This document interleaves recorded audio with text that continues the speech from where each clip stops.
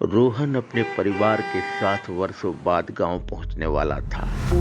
शहर से गांव तक की लंबी दूरी की थकान, गांव की मिट्टी की खुशबू और खेतों की हरियाली देखकर जैसे दूर सी हो गई। नमस्ते, प्रणाम। कहानी जंक्शन पर एक और नई कहानी के साथ हाजिर हूं मैं हूं कहानी वाला काका। गांव की गलियों में आज भी वही पुरानी खुशबू थी जो बचपन में रोहन जब कभी खेतों में जाता ताजगी से भर देती। सर्दी का मौसम था और आकाश में हल्का कोहरा छाया हुआ था।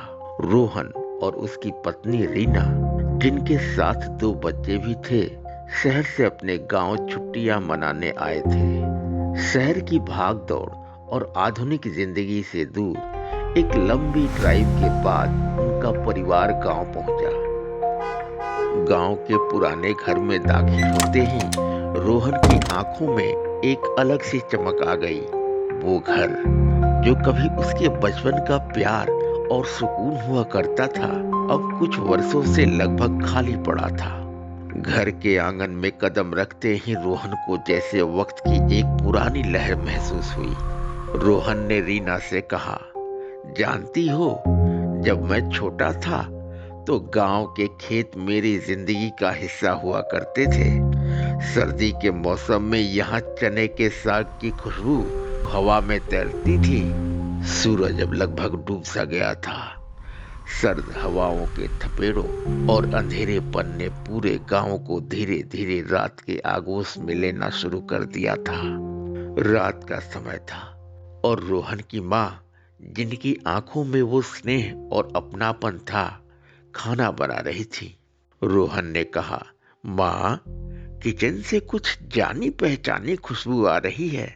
माँ मुस्कुराती हुई बोली, हाँ, ये वही पुरानी खुशबू है, चने के साग की, जो तुम्हें शहर में कभी नहीं मिलता। जल्द ही चने के साग की खुशबू पूरे घर में फैल गई। बच्चों ने किचन में आकर पूछा, दादी, क्या ये वही साग है जो पापा बचपन में खेतों में जाकर तोड़कर खाते थे?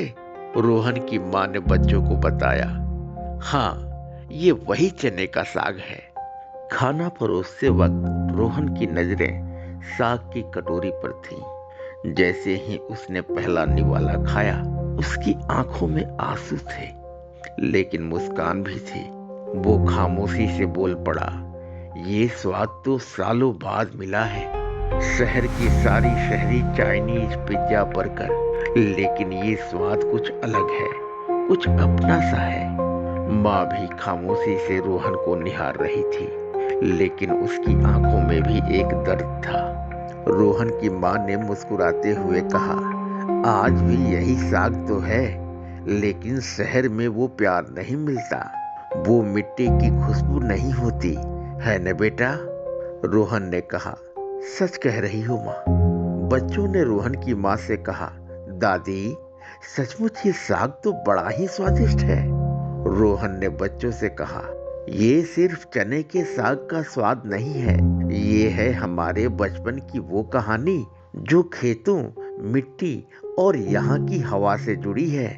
उस रात रोहन और रीना को यह एहसास हुआ कि भले ही वो शहर में रहते हैं, लेकिन गांव का वो प्यार और स्वाद जो कभी खेतों में था, वही उन्हें सच्ची शांति और सुख दे रहा था। और शायद यही वो कनेक्शन था जो गांव और घर के बीच हमेशा बना रहेगा। चने के साग का स्वाद जो कभी नहीं भुला पाएंगे। ऐसी ही रोचक कहानियों के लिए जुड़िए कहानी जंक्शन से।